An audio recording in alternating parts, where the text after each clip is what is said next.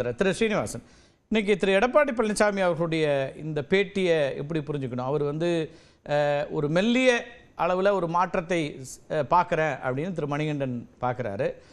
திரு ஸ்ரீராம் வந்து ஓப்பன் ஹேண்டடாக ஒரு warm welcome கொடுக்க தயாராக இருக்கிறேன் அப்படிங்கிற விதமாக ஒரு கருத்தை முன்வைக்கிறாரு. நீங்கள் எப்படி பார்க்குறீங்க திரு ஸ்ரீனிவாசன்? சொல்லதிகாரம் நெறியாளர் உள்ளிட்ட அவைக்கும் பார்வையாளர்களுக்கும் வணக்கம். அதாவது அதிமுகன்ற அந்த விதை வந்து புரட்சி தலைவர் எம்ஜிஆரும் புரட்சி தலைவி அம்மா என்ன இலக்கை நோக்கி பயணிக்க சொல்றாங்க இந்த கட்சி? என்ன இந்த கட்சி வந்து முதல் எதிரி திமுக மட்டுமல்ல, முதன்மையான எதிரி திமுகன்னு தொண்டர்களுக்கும் கட்சிக்கும் சொல்லி கொடுத்து வளர்க்கப்பட்ட ஒரு இயக்கம். இந்த 6 மாத காலத்துல இந்த தேர்தல் 26 தேர்தலை சந்திக்கின்ற வியூகம், அந்த வியூகம் அதிமுக அமைக்குது. அந்த யூகங்களால் வந்து இவங்களோட சேர்ந்துருவாங்கன்ற தீர்மானத்தை யாரும் எழுதிட முடியாது. ஒரு மக்கள் விரோத அரசை அகற்றுவதற்கு திமுகவை எதிர்க்கின்ற அனைத்து இந்திய அண்ணா திராவிட முன்னேற்ற கழகத்தோடு இணைந்து வருகின்ற கட்சிகளோடு ஒரு கூட்டணி, அது 6 மாதத்தில் ஒரு அற்புதமான ஒரு கூட்டணியை அமைக்க போகிறேன் தான் அந்த கட்சியுடைய பொதுச் செயலாளர் செய்தியாளர்கள்ட்ட சொல்றாரு. அப்ப இது வந்து வியூகத்தை வந்து யூகத்தால இந்த கட்சியோட சேர்ந்துரும் அப்படின்ற கருத்துக்கே இங்க இடம் இல்லை. ஒவ்வொரு கட்சிக்கும் ஒவ்வொரு நிலைப்பாடு உண்டு. ஆனா இந்த 26 தேர்தல் அதிமுக களம் காணுகின்ற தேர்தல். அந்த தேர்தலில் எந்த கட்சி ஒத்த கருத்தோடு வருகிறதோ அந்த கட்சியோடு கூட்டணி அமைப்பதற்கான வியூகத்தை தான் அதிமுக கையில எடுக்குது. ஆமா சார், அதுல என்னன்னா திமுக ஆட்சி வீழ்த்தப்படணும், அதில் வந்து தொடர்ச்சியாக டே 1லேருந்து அதில் தான் உறுதியாக இருக்கீங்க, அதில் மாற்று கருத்து இல்லை.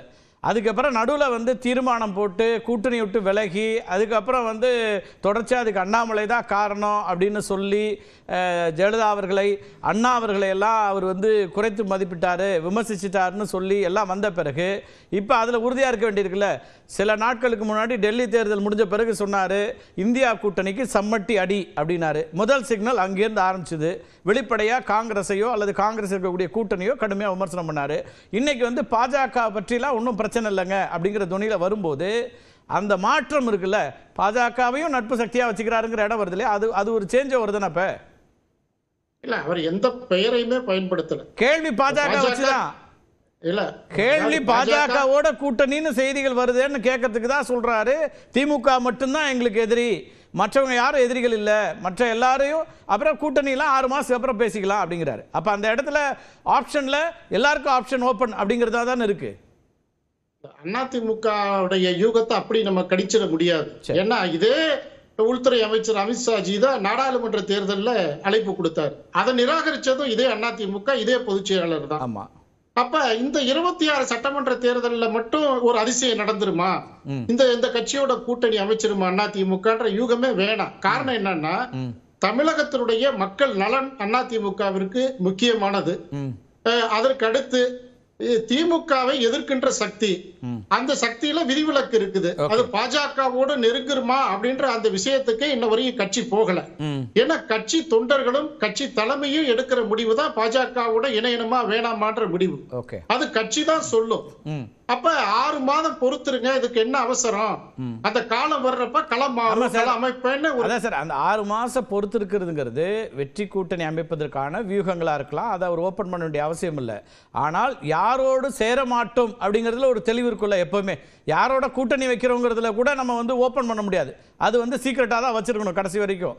ஆனால் யாரோடு இணைய மாட்டோம், யாரோடு எந்த காலத்து வரமாட்டோங்கிறதுனா எல்லா தேர்தல் கழகங்களையும் கூட்டணி அமைக்கிறதுல முதன்மையாக இருக்கிறது. அப்படி அந்த இடத்தில் இப்ப பிஜேபி இல்லை, அதுதான் இப்ப பாயிண்ட். இல்ல பாஜகவோட இல்லைன்னு தான் பலமுறை அதிமுக கருத்து சொல்லலையே. அதாவது பாஜகவோடு கூட்டணி இல்லைன்னு 2ஆம் கட்ட தலைவர்கள்ல இருந்து எல்லாருமே பொதுச் செயலாளரே சொன்ன பிறகு 2ஆம் கட்ட தலைவர்களுக்கு வேலையே இல்லையேங்கிற பொதுச் செயலாளர் வார்த்தை வந்த பிறகு அவருடைய இண்டிகேஷன் என்ன, அவரோட சிக்னல் என்ன, அப்படிதானே பார்க்க முடியும். இல்ல அவர் பொதுச் செயலாளர் எங்க சொன்னாரு பாஜகவோட கூட்டணி 26ல எங்க அறிவிச்சார்? கூட்டணி இல்லைன்னு சொல்லல, அமைதியா இருங்க காத்திருக்கலாம் 6 மாசம் பொறுத்திருப்போங்கிறாரு. புரியுதுங்களா? 24 நாடாளுமன்ற தேர்தலுக்கு முன்னதாக பாஜக குறித்த கேள்விகளுக்கு அவர் எப்படி பதில் சொன்னார், இப்ப எப்படி சொல்றாரு? இவ்வளவுதான் வித்தியாசம் சார். ஒரு கூட்டணிக்கு கெமிஸ்ட்ரி வேணும் சார். ஆமா, கெமிஸ்ட்ரி ஒர்க் அவுட் ஆகணும். அது தொண்டர்களுடைய மனநிலையை ஒத்து போகணும். சரி. அப்படியெல்லாம் ஒத்து போனாதான் களம் காண முடியும். ஏதோ தலைவர்களுடைய ஆசைக்காக ஏதோ ஒரு செய்தியாளர்களுடைய சந்திப்புக்காக ஒரு கட்சியை ஒரு பொறுப்புள்ள ஒரு பொதுச் செயலாளர் இதை அறிவிக்க வேண்டிய சாத்தியமும் இல்ல, அது நியாயமும் இல்ல. அதனால 6 மாதம் காலத்திற்கு பிறகு யாரோட கூட்டணின்னு கட்சி அறிவிக்கும். நீங்க சொல்ற இந்த 6 மாசம் இருக்குல்ல சார், இந்த 6 மாசத்தை திரு எடப்பாடி பழனிசாமி அவர்களும் குறிப்பிடுறாரு, திரு அண்ணாமலையும் குறிப்பிடுறாரு, ஒரே நாள்ல சொல்றாங்க, அடுத்தடுத்த சில மணி நேரங்கள்ல சொல்றாங்க.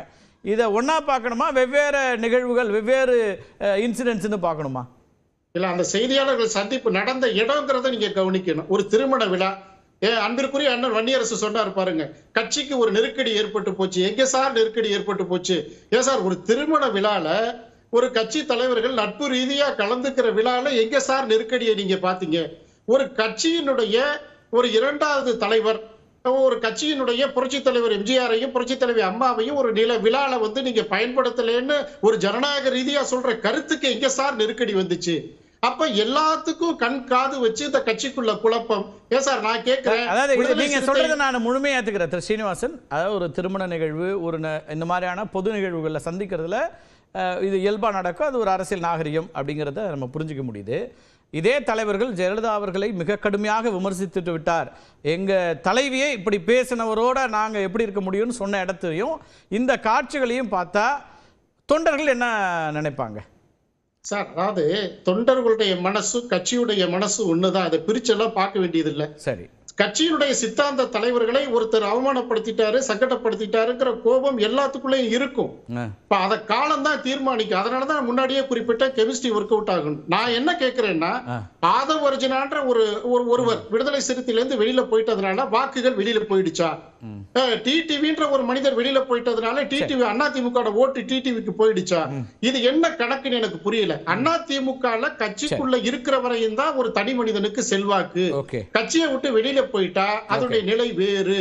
இது அதிமுக பல்வேறு கட்டங்கள்ல நீங்க அப்படி பாத்தீங்கன்னா வெளியில பல்வேறு கட்சிகள்ல இருக்கிறாங்க, மந்திரிகளா இருக்கிறாங்க, காங்கிரஸ் தலைவர், இந்தியாவை ஆளக்கூடிய பாஜக அதனுடைய தலைவர்கள் தேர்தல் களத்துல தேர்தல் வெற்றிகளை மற்ற மாநிலங்கள்ல பெறக்கூடியவர்கள் அவங்க நினைக்கிறாங்க இவங்களுக்கெல்லாம் வாக்கு சதவீதம் இருக்கு, இவங்களுக்கெல்லாம் பலம் இருக்குன்னு. அதனாலதான் அவங்க என்டிஏ கூட்டணியில வச்சிருக்காங்க. நம்ம அப்படி முற்றா நிராகரிச்சிட முடியாதுல்ல. இல்ல, அதாவது ஒரு கட்சியினுடைய பொதுச் செயலாளர், கட்சியுடைய நலன், கட்சி தொண்டர்களுடைய நலன், இதையெல்லாம் உள்வாங்கிதான் ஒரு தேர்தல் வியூகத்தை அமைப்பாங்க. இப்ப தமிழ்நாடு பொறுத்த வரைக்கும் தொண்டர்கள் மத்தியில இன்னும் பெரிய இணக்கம்லாம் இல்ல, அப்படியான முடிவுக்கு வரல, நீங்களா வராதீங்கன்றீங்க அதானே திரு எடப்பாடி பழனிசாமி? பாஜக கூட்டணின்னு எந்த இடத்துல ஹிண்ட் பண்ணல, நீங்களா ஏன் அதிகமா ரீட் பண்றீங்க அப்படிங்கிற இடத்துக்கு வர்றீங்க. நிச்சயம் நிச்சயம். அதற்கான உதாரணம் நிறைய இருக்கு. ஒரு கட்சி ஒரு ராணுவ கட்டுப்பாடு இருக்கிற கட்சி எதற்கும் அவர் பலமுறை தலைவர்கள் சொல்லி இருக்கிறார், இது அடிமை கட்சியும் இல்ல, அஞ்சுகின்ற கட்சியும் இல்ல, ஒரு சுய நினைவோடு ஒரு அதாவது ஒரு சொந்த கருத்துக்களின் அடிப்படையில் தான் ஒரு கூட்டணி அமைக்க முடியுமே தவிர யாரோ மகிழ்ச்சிக்காகவும் யாரோடைய வெறுப்பிற்காகவும் இந்த கூட்டணி அமைக்கிறது சாத்தியம் அதிமுகவிற்கு கிடையாது. திமுக தான் எதிர்ப்பு, நாங்கள் எல்லாரையும் மற்றவங்க எதிரி இல்லை, அதை தான் இன்னைக்கு சொல்கிறார். அதாவது திமுக மட்டும்தான் எதிரி, மற்றவங்கள எதிரி இல்லைன்றாரு. ஆமாம், ஆனால் அண்ணன் சீனிவாசன் அப்படி சொல்லலை. இவங்களை நீங்கள் எதிரி இல்லைன்னு எங்கே சொல்கிறாருன்னு சொல்கிறாரு. ஆமாம்,